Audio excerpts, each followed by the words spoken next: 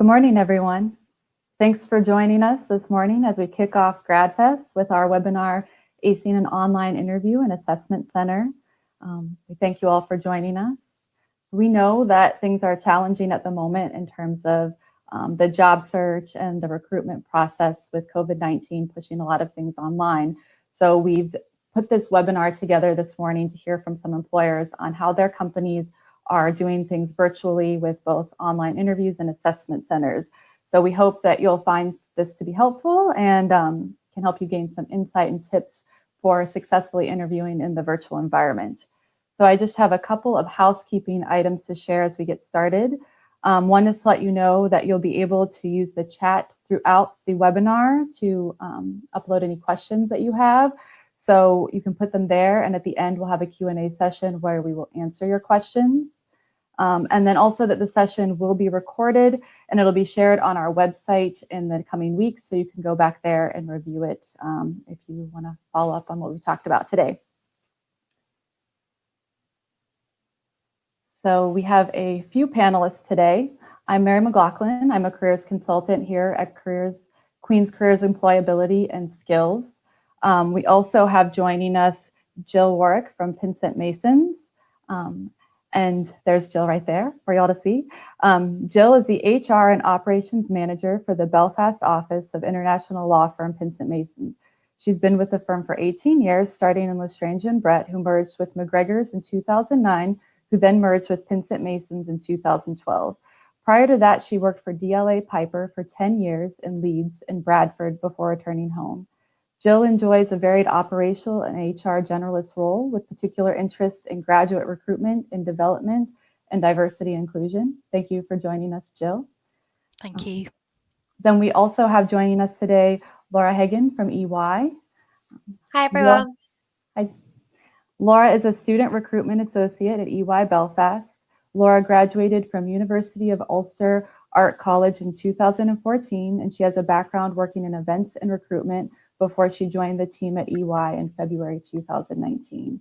So thanks again to you both for joining us today. We appreciate the insight you'll have to offer. So just a quick run through of what the session will look like today. As I mentioned, we're going to cover virtual recruitment, what to expect and how to prepare. So first we'll hear from Jill, and she'll go over online interviews with some tips for you.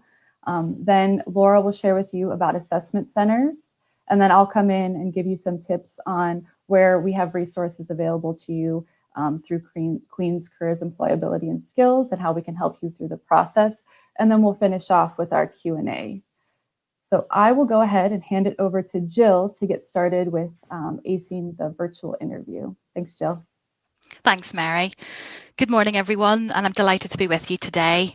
Thank you to the Careers, Employability and Skills team at Queen's for putting on this event and asking Pinsent Masons to be a part of it. As Mary said, I'm the HR and Operations Manager at Pinsent Masons, and I look after graduate recruitment for the Belfast office, along with our central early talent and lateral recruitment teams. Just a little bit about Pinsent Masons. We're a global commercial law firm with over 3,500 people with 25 offices across 4 continents. We advise on high-profile and cutting-edge national and international deals and disputes, and are continually striving to be at the forefront of innovation in the legal market. Doing business responsibly is also an integral part of our organisation, and we're delighted to be recognised as a leading firm in diversity and inclusion. We're a purpose-led business, and our purpose is to champion change, promote progress, and enable everyone to make business work better for people. And we very much live by our values of being approachable, bold, and connected. As I said earlier, we are a commercial firm, and the 5 global sectors that we specialise in are technology, science and industry, energy, financial services, infrastructure, and real estate. And every year we have around 80 opportunities across our business for trainee solicitors, and we recruit on a regular basis throughout the year for lawyers, paralegals, and other business support roles, including IT and tech, business development, project managers, facilities, HR, finance, PAs, and admin staff. Undoubtedly, in the early days of formulating our response as a firm to COVID-19, we viewed it as an event, something that would impact us over a reasonably finite period of time and which we would recover from. We're all adapting to new ways of working now, and we have to make our business continue. As an agile business, with people used to working in different locations and at home, we were prepared from a practical and technology background to swiftly respond to the lockdown and have the majority of our people working from home. By now, many of us have become accustomed to virtual meetings, family get-togethers online, and of course, the usual quizzes. Whilst we would all prefer to hold our interviews and assessment centres face-to-face, we have been holding interviews remotely for some time for those who can't always visit our office, or for those who are maybe on placement years abroad. And so we've adapted that further. We have all adapted, as I've said, and this year we've held all our promotion and NQ solicitor interviews remotely via MS Teams, and that's all gone really well. We're also having our virtual summer vacation programme starting next week, and we've been able to move that to a virtual programme so that that still happens for our students. In terms of tips for interviews, many of the usual tips for a good interview still apply, whether they're face-to-face or virtual. And please do remember that those interviewing you want you to have a good interview experience and will try to put you at ease. So in terms of preparation, let the firm or the company that you're attending know of any adjustments that you need in advance to be able to have the interview.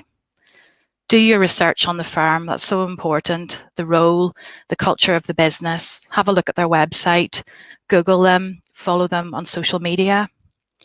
Know your CV and application form well. This will form the basis of many of the questions that you are asked. How do your skills match the job role? Think about that and have some examples. Practice common interview questions and technique with family and friends. Many firms are looking for how you can demonstrate the skills that they're looking for, such as teamwork, communication skills, problem solving, organisation skills. Try and show your enthusiasm for the role and for the business and why you want the job and that research that you've carried out along the way. Do try and have a question for the interviewer. Is there something that hasn't been covered in the interview? What training will you receive? What is the culture of the business like? Can they talk you through a typical day? That sort of thing. And do have confidence in your abilities. You've already gone a really long way to have been shortlisted for the role. Most importantly, be yourself. As I said, every business will be looking for evidence of skills and competencies. And these are some of the competencies that we look for examples of at Pin St Masons when you're going through our interview and assessment centre process. We're looking for those candidates who are driven, commercially aware, detail conscious, confident, organised, self-directed, intellectually capable, and sociable.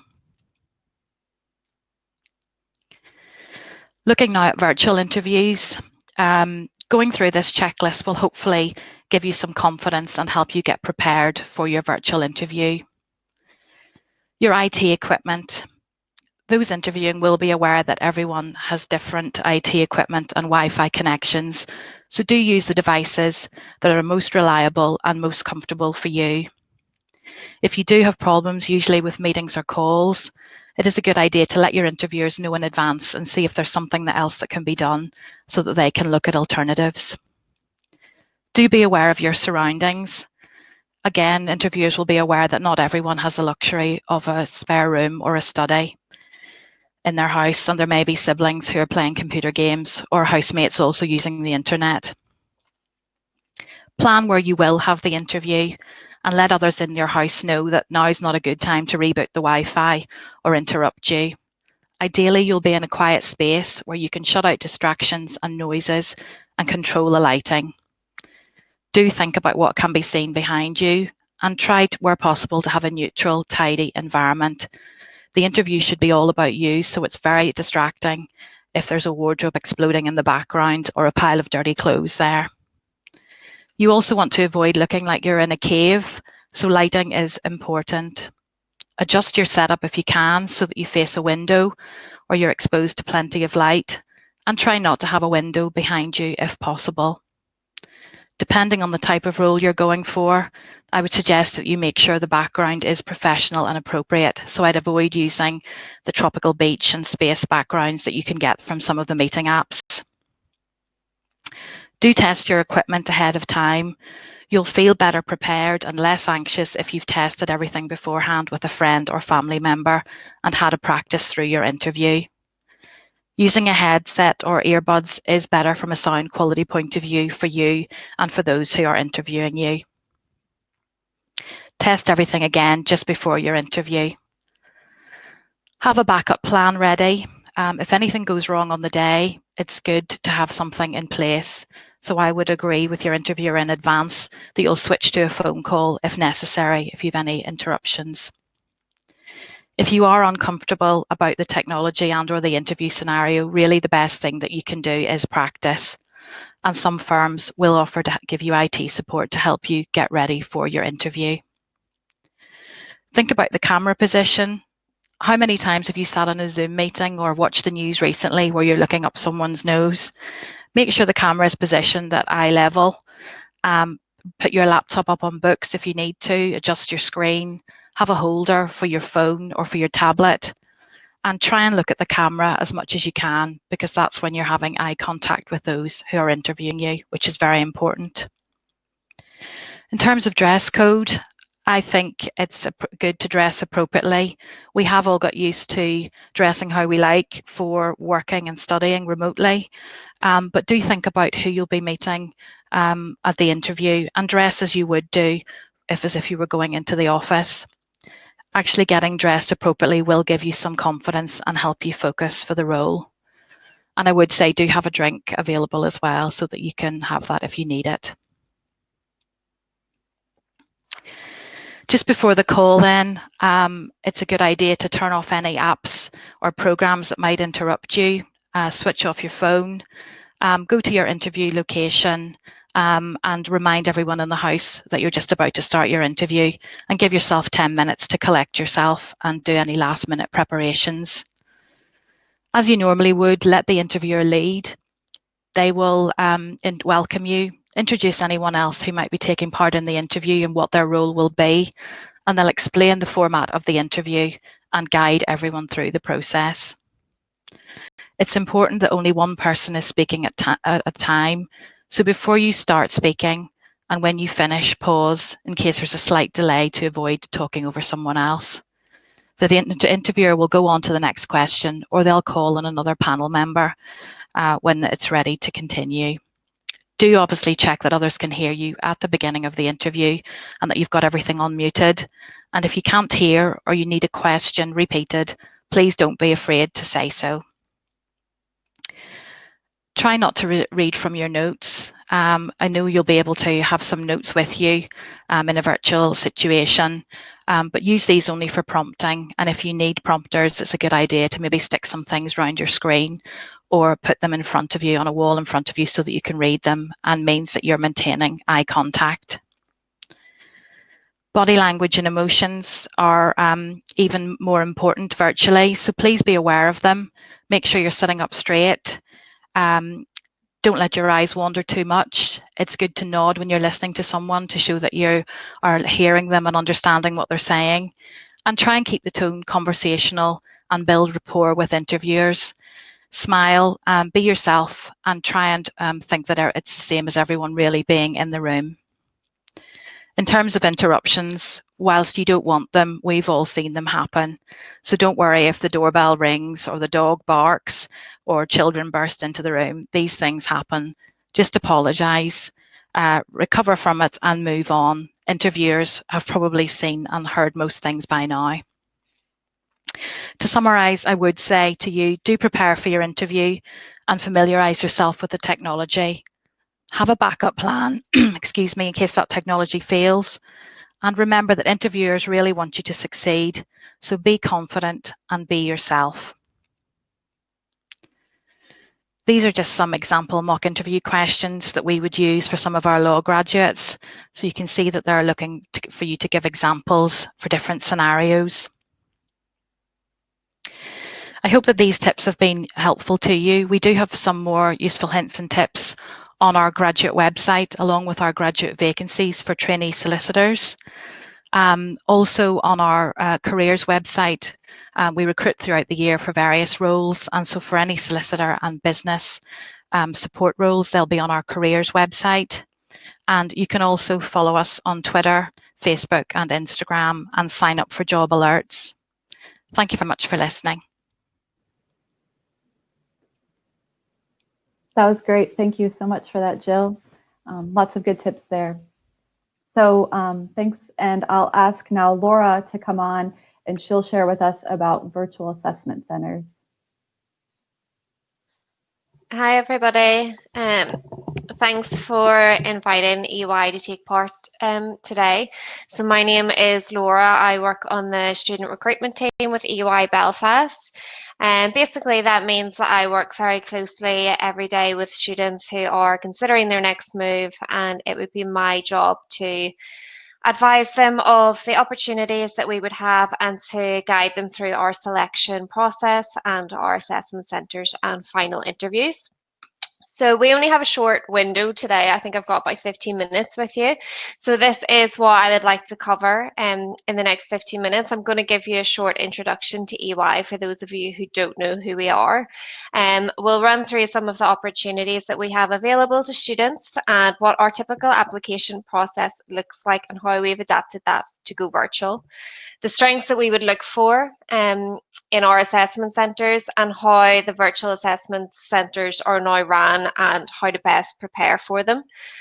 So if we just go on to have a quick look at who EY are. So for those of you who don't know who we are one of the big four. We are a leading professional services firm, which basically means that we help organisations to make better decisions about finance, business, technology. And you would know our competitors as KPMG, Deloitte and PwC. We have over, and I think that's now to 170,000 people in 150 countries, all working remotely, and we work in 4 different service lines. So our service lines that we would have in the Belfast office would be transactions. That would be helping companies to manage their capital, merge with or acquire new companies. That's if a company goes bankrupt, our team within transactions would help them deal with that. Assurance is another core service line, so that would be audit. So our team of auditors would work with companies to make sure that data and information that they are providing is correct. Tax would be slightly more law driven, so we would get a lot of law grads going into our tax graduate programs. Our tax service line would help companies to figure out rules and regulations and find out the best way for that company to react and plan for them. And then our consulting service line is really advisory, so it's helping businesses of all shapes and sizes to solve complex problems, manage their risk and improve themselves. So if I go in to the next slide, you can see there where our offices are. They're all sitting pretty empty at the minute, unfortunately, due to COVID. But we have 21 offices across the UK, so we really are at the heart of the business community within the country. And some of the clients that we would work with would be global banks, governments, local startups, and tech corporations. So just to give you a brief overview of some of the opportunities that we would have available for students, and in particular final year students. So we do recruit from a variety of backgrounds, and that is from school leavers right up to graduates. We have a number of entry and experience points available. So we have our EY Business Academy, which is for year 13 students in school who are considering maybe starting a business apprenticeship with EY instead of going on to university. Our business apprenticeships are for school leavers. They start with us straight after A-levels, and it's a 4.5-5 year program where they are working but also studying towards their chartered accountancy qualification. Discovery Y, which we have just held virtually for the first time this year, is a 2.5-day learning experience for students to join us and hear from our service lines, take part in some interactive skills sessions, and we held a virtual quiz with them as well. It's really just to give them a bit of a taster of what it would be like working within a professional organisation like EY. Summer internships, they are either 4 to 6 weeks paid internship within a service line of your choice, and we hold our summer internships within tax, audit and business risk services. This year we've had to quickly adapt due to everything that's going on. So instead of those 4 to 6 week paid internships that would be in the office, we've had to adapt, and they will be doing a 1 week virtual paid internship in August instead. So we also offer 12 months placements for anyone that has a placement year as part of their degree. And our placements are offered at the minute in audit, data analytics and transactions. Our entry-level roles would be based in our Belfast delivery centre, and that would be within data analytics, contract and procurement, and project management. And then we have our graduate training programmes. So we would offer these 3.5-year graduate training contracts within audit, tax, technology consulting, business risk services, risk technology. They are 3.5-year training program, so you would join us straight from graduating, and you would work with us from day one with global and local companies and clients, but you would also be studying towards your chartered accountancy qualifications. So at the end of those 3.5 years, providing that you do pass all of your exams, you would be a fully chartered accountant. So just to touch on our application process, and this has stayed pretty much the same since having to go virtual. Our application process is the same across any of our vacancies. So everything's done online. You would you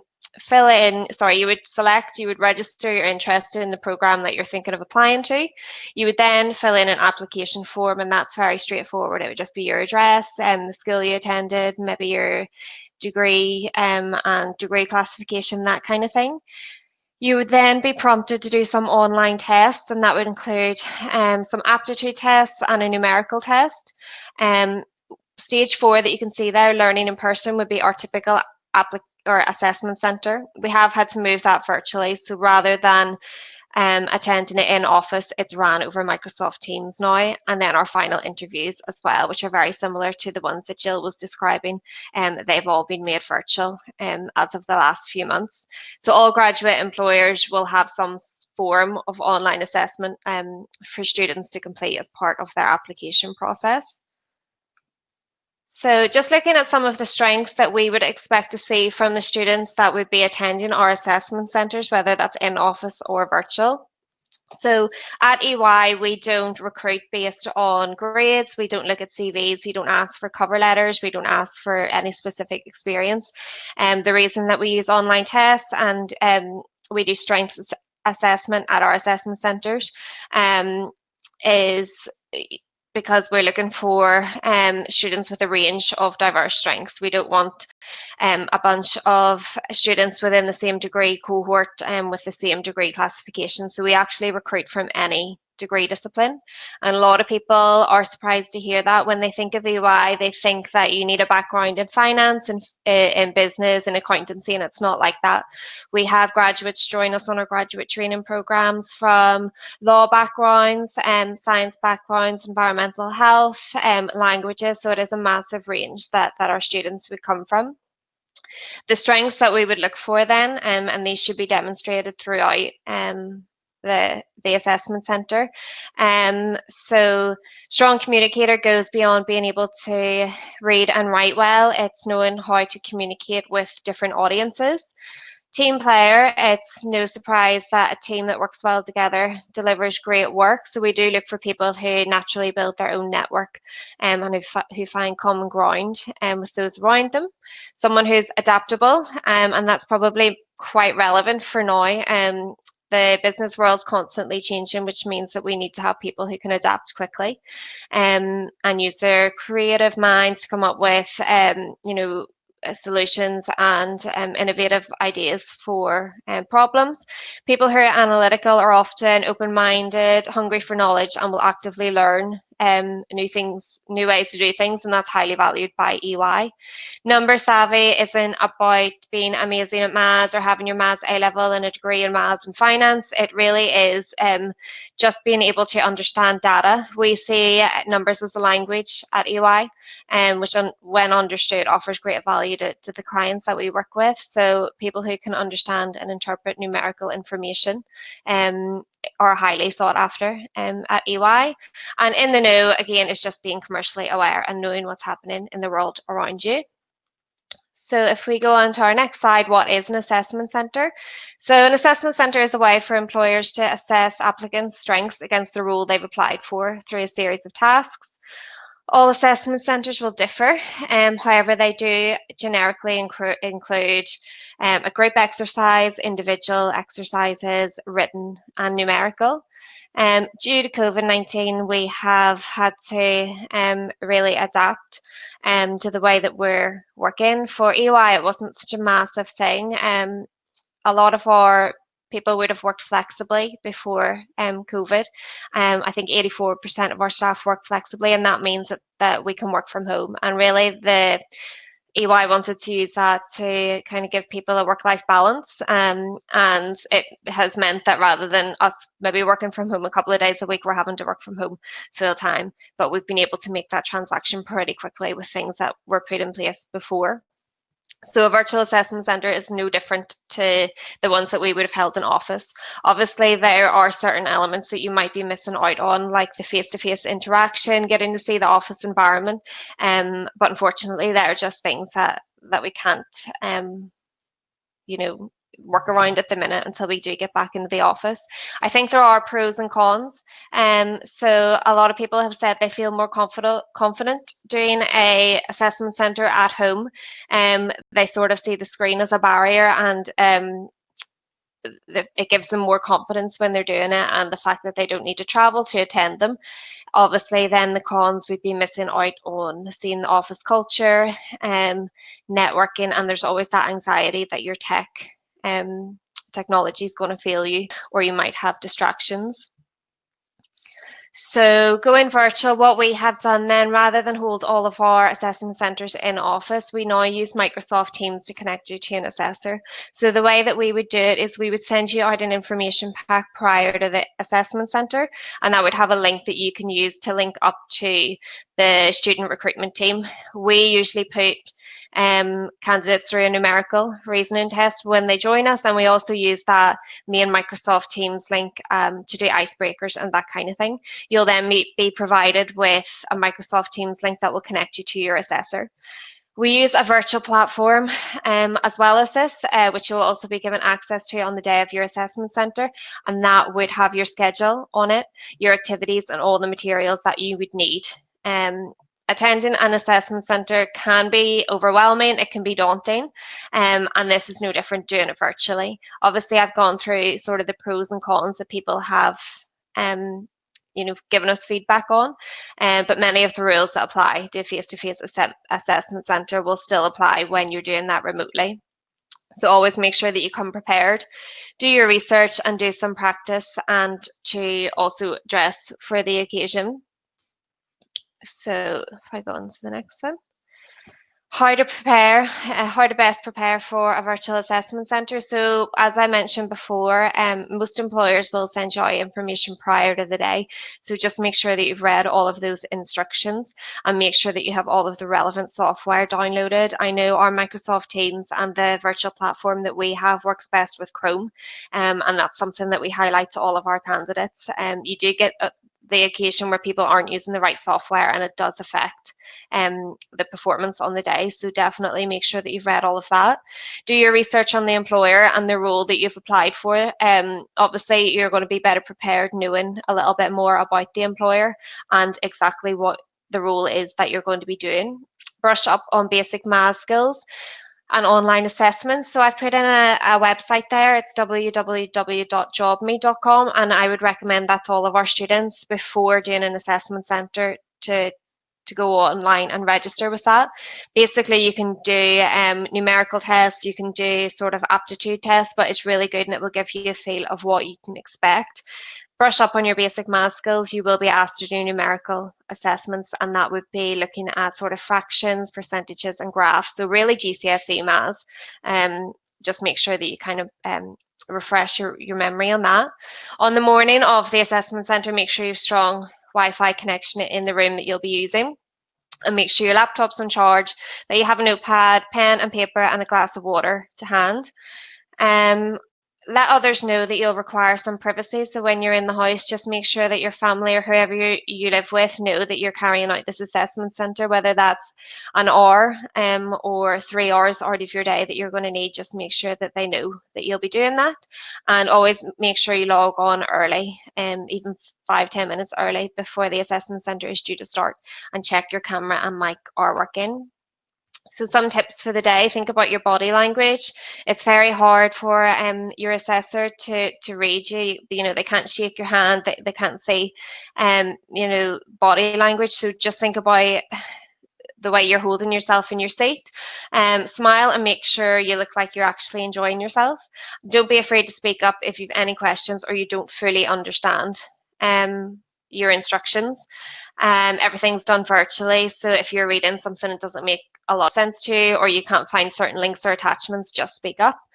Don't panic about interruptions. I know Jill mentioned that these are pretty inevitable at the minute. We've had a lot of situations in which maybe someone's Wi-Fi has cut out and they've been offline for a couple of minutes, or an assessor themselves, you know, that their children pop up unexpectedly. That's just the norm now, and I wouldn't worry about any of that. That's not going to hinder you, and it's not going to affect your performance.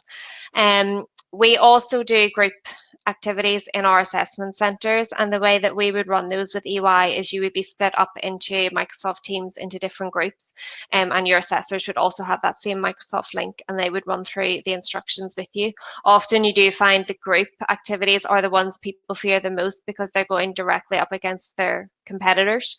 So usually you're given an idea or a scenario, and you have to come up with ideas together to find innovative solutions. Virtually it can be hard to carry out a group activity. You don't know when people are going to be speaking. You might feel a bit strange about being the first one to start the conversation, but just make sure you're contributing and making yourself heard. Don't be afraid to ask other people in the group their ideas, or to jump in with, you know, different solutions, but be conscious that you're not overbearing, and try not to dominate the conversation. And this is your opportunity to sell yourself, and think about how you can apply your strengths to the questions that you're asked. So if you are asked questions, think about, are you a good, strong communicator? Are you analytical? Are you adaptable? And make sure that you're incorporating those into your examples. And just to wrap it up then, make sure that you do prepare, know what you're going into, maybe have a look at who your assessors are and link in with them on LinkedIn. Make sure you know what's happening with the business. Practice, as I say, use that jobme.com if you want to have a go at the numerical test and some of the aptitude test, and do your research on the role. Don't be afraid to ask questions. This is your opportunity as well at Assessment Centre to figure out if EY are the right company for you, as well as we're trying to figure out if you're right for the role. So make sure you do ask questions. That's something that you're missing out on a face-to-face assessment centre, that you're not getting to maybe network. So use this opportunity to ask, you know, the student recruitment team any questions, and also to ask your assessor if you want to know about the rules or the teams, anything like that. But I would obviously avoid questions maybe on salary, or, you know, bonuses or holidays, that kind of thing. Try to relax and enjoy yourself, and try to make this as much of a positive experience for yourself. I wouldn't look at it as, you know, this isn't fair that we're having to do it virtually. I think this is going to be the norm going forward. So I would just kind of see it that way. And I think, yeah, that's everything. So thanks very much for your time, and very open to any questions at the end. Great, thanks so much, Laura. That was really informative. So now I'll go ahead and share with you some of the ways that we can help out at Queen's Careers Employability and Skills to help you prepare for interviewing virtually. So as both of our speakers have already mentioned, practicing is really important, especially if you're using software that you're not familiar with. So the first thing that I'll mention is that we do have video interview technology available to you through the My Future platform. I'll be showing you in a further slide where you can access that. So it's best to go in and practice before you have to do it for the actual event. So you can go into My Future and make use of that practice online video interviewing. You can also make an appointment with a careers consultant for a mock interview to get some practice answering interview questions. And at the moment, we're doing everything virtually, so we'll be able to help you get your in practice doing the actual virtual interviewing. We also have our website that has guides for interviews and assessment centers and all other things related to career development. So our website is a really great resource for you as you're preparing for interviewing and assessment centers. So this slide here is the page in My Future that you'll see when you log in. Hopefully many of you have used My Future and are familiar with this screen here. I have the link to the website, qub.ac.uk/myfuture listed there. You'll log into My Future, and then on the left side where you see the main menu, there's the drop down that's circled in blue that says Degree Plus Interview Skills. You'll click on that, and then where I have the second circle, you'll see video interviews. You'll click there and it'll open the video interview module. So this would be similar to something that you might see if you're asked to prepare a video interview. This is something that many employers have done prior to COVID-19, but are definitely using now as a way to interview candidates. So the video interview will pop up on your screen and it asks you a question and then gives you a short time to prepare your answer. And then it actually video records you answering the question. So the nice part about this is then you can go back and watch it and see how you answer the question. So even if you're not actually facing a video interview, this could be a really useful resource just to help you practice for any interview and kind of see how you look when you're answering and we've talked a lot about having eye contact and your mannerisms when you're doing the virtual interview. So this is a good way to see how you're doing that. So definitely take advantage of that resource. Additionally, you can book appointments here through My Future, and I'll share a bit more about that. This is a link to our website, which is qub.ac.uk/careers, where you can get more information on the video interview tool in My Future. So if you wanted to read through that before you are going into My Future to use the video tool, or if you have any issues, you can come here and it walks you through all the steps on how to get that set up. And additionally, on our website, again, it's qub.ac.uk/careers. We have more information on how to book an appointment in My Future. So you can book appointments for anything career development related. We are happy to look at CVs. We're happy to talk with you about your job search at the moment, but additionally in helping you with mock interviews and preparing for virtual interviews and virtual assessment centers. Again, as it's been said, practicing before you go into the real situation is the best way to prepare. So make sure that you take some time to look through these options. And we have done this many times with students, and we're happy to help you think about what might be the best way to answer some of these questions. There could be things that you haven't put on your CV that you could really use to help sell your skills that we can help you flesh out and think through. So definitely take advantage of the fact that we're here to help you. We're still working online and can do some mock interviews or help you with anything else career development related through appointments. And then our website that I've mentioned a few times, again, the link's up there, qub.ac.uk/careers. This is one of the pages of our website. You can see there's lots of resources that are available to you through the website. And I've circled the two that are related to today's topics of face-to-face and online interviews, as well as what to expect in an assessment center. So those are full of practice questions, tips and hints on doing online interviews, how to best answer questions that might be asked in an interview, and again, links to additional resources for practicing for assessment centers. So when you have some time, get in and look at these.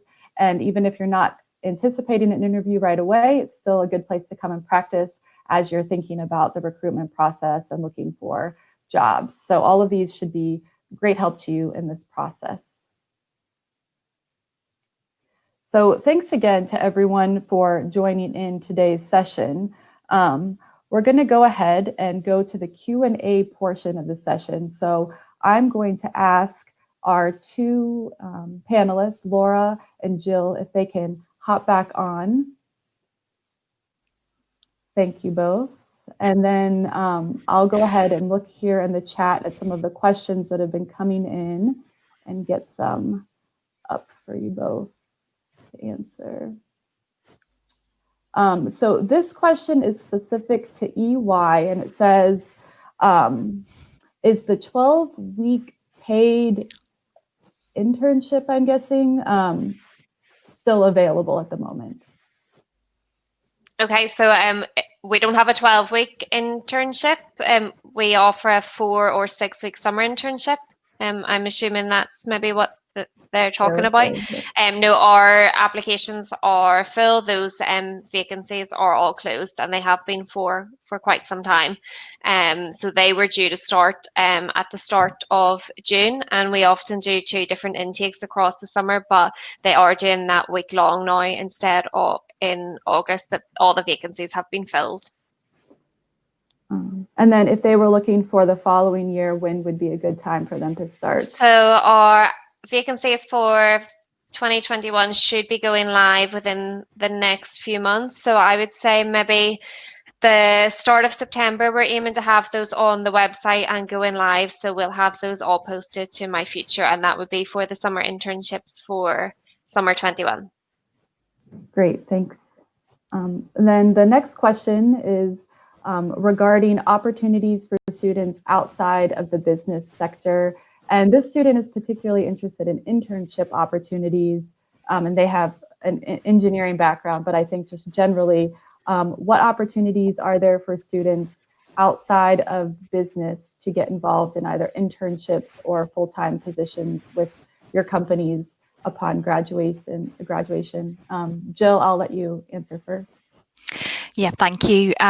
Our internships are specifically really for those seeking training contracts, so lawyer positions really. So those who have come through a law graduate route would be, we have our summer vacation schemes, which are 2 or 3 week programs, and they are specifically for law students.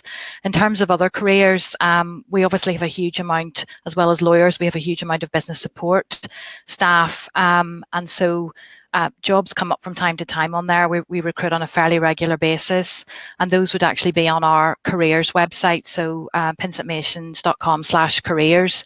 And if you go on there, you can have a look at any of the vacancies we have, and you can sign up for alerts so that you can put in the type of thing you're looking for, and then you'll then be notified if anything comes up.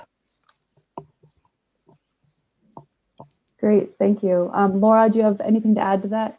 Yeah, so our rules wouldn't be specific to any degree disciplines, so we do accept applications from any students. And as I mentioned before, we do have a massive sort of intake from sciences, from engineering backgrounds, from law. We have some medical students as well who have joined us for training contracts. So we wouldn't be specifically asking for any degree. Did you say, Mary? Sorry, this student was looking for an internship, or? Yes, and they have an engineering background, but yeah, they're specifically interested in internships. So our internships are offered in assurance, which is audit, transactions, and data analytics. So they would be the 3 that we would have open at the minute. So it would really be for the student to go on and do a bit of research and see what they feel they would be most interested in. But in terms of us looking at the degree and deciding if they'd be best placed within any vacancy, it wouldn't be like that. It would be just that straightforward application process again. Okay, great, thanks. The next question is specifically for Jill, Okay. Pinsent Masons. This student is a postgraduate student who is pursuing their LLM in criminology and criminal justice. They are from India and have practiced law in India, and they are wanting to know if they're considering Pinsent Masons, and they want to know, would they need to sit the IPLS as they're due to finish their LLM and they've previously practiced law in another country? Okay. that's quite a difficult one. I think Pretty it specific. very much depends, I suppose, on what you've covered in your degree and in your qualification process. What I would say is that for Northern Ireland specifically, and actually for any of the jurisdictions, the law societies in each of those jurisdictions give a list of what's classed really as sort of a qualifying law degree, or what you need to enable you to either act as a qualified lawyer or to start a training program in that particular jurisdiction. So for Northern Ireland specifically, I would suggest going on to the Law Society of Northern Ireland website and checking that. But certainly if if they have got the qualifying background, they can then progress to the Institute of Professional Legal Studies and then look for a training contract after that. Great, thanks for that. The next question is for both of you. Do Pinsent Masons and EY advertise on Queen's My Future, or where else would you suggest apart from your websites and looking for positions? Laura, if you want to go ahead first. Yeah, so all of our vacancies would be put on My Future as soon as they're live.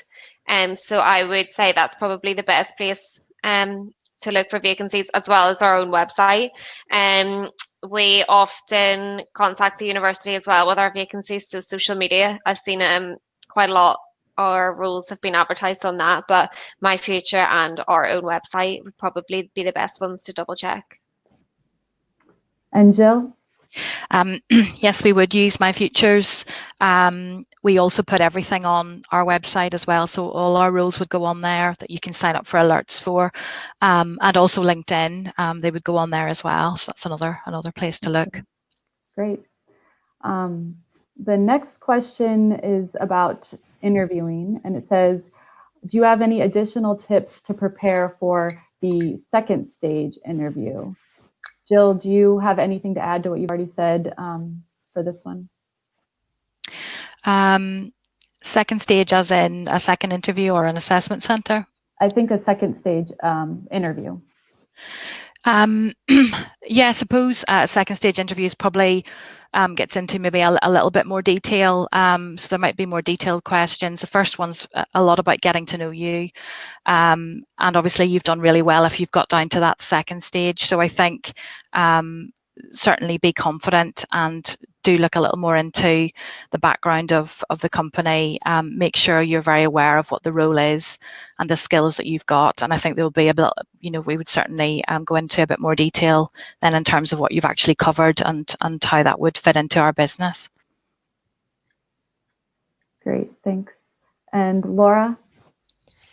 Yeah, so we typically wouldn't do more than one interview. So for the likes of our more traditional graduate training programs, the training contracts, it would just be your assessment centre and then you'd be moved on to final interview. For some of the sort of more experienced hire roles, there may be a second interview, but I would probably just second what Jill said, to make sure you've done your research when you're going in. Again, make sure you have some questions prepared. You probably will get that opportunity at the end of the interview, and it shows that you're engaged with the role. You want to find out a bit more, and also to know who your interviewer is. I think it's really important to check them out on LinkedIn and kind of see a wee bit about their background. And yeah, just make sure that you've done all the research that you have. And as I say, we would only do sort of one interview. So for second stage, I'm guessing just by what Jill is going on, it would probably be a bit more detailed. And probably it would maybe be with more senior interviewer. Mm-hmm. Yeah, that's great. And then just to reiterate, another way is to prepare is to set up a mock interview with a careers consultant and get that extra time practicing. Another question that we've received through is it appropriate to follow up after an interview? And if I am going to follow up, what should I say in a follow-up email, or even is it appropriate to send a card? Sorry, Laura, do you want to answer that one first? Yeah, so we typically wouldn't see a massive follow-up as in cards or anything like that. What we would usually typically do is try and have a lot of communication with our candidates, so let them know what the next steps will be.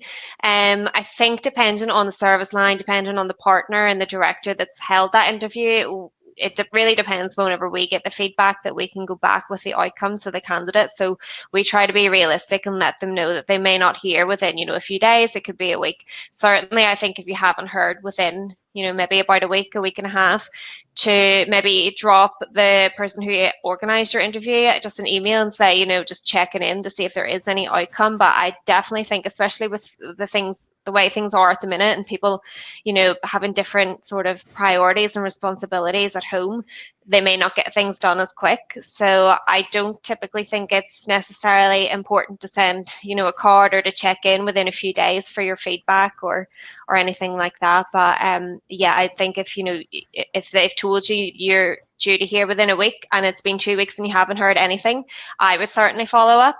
But I don't think it's necessarily a massive thing that you would need to do. Maybe Jill thinks differently. I'm not sure. Yeah, Um, Jill, go Thanks. ahead. Yeah, I mean, obviously we would get back to anybody who has applied to us as well. So, if you've got as far as the interview stage, we would get back to you. I don't think there's a requirement to follow up. It is nice actually to get something, and I know we do get an occasional email, or interviewers would get that and they would pass that back to those in the recruitment team. So I don't think it does any harm to say, thank you, and I've gone through the process and I'm still really keen, but it's not a requirement. Great, thanks for that. We can get to a couple more questions here as we're getting to our last 8 minutes. The next question is, if a student is interested in either of your companies and perhaps they're interested in a couple of different positions, is there an issue if they apply to more than one position? Would it show that they're not sure of what they want to do, or how does your company typically see that?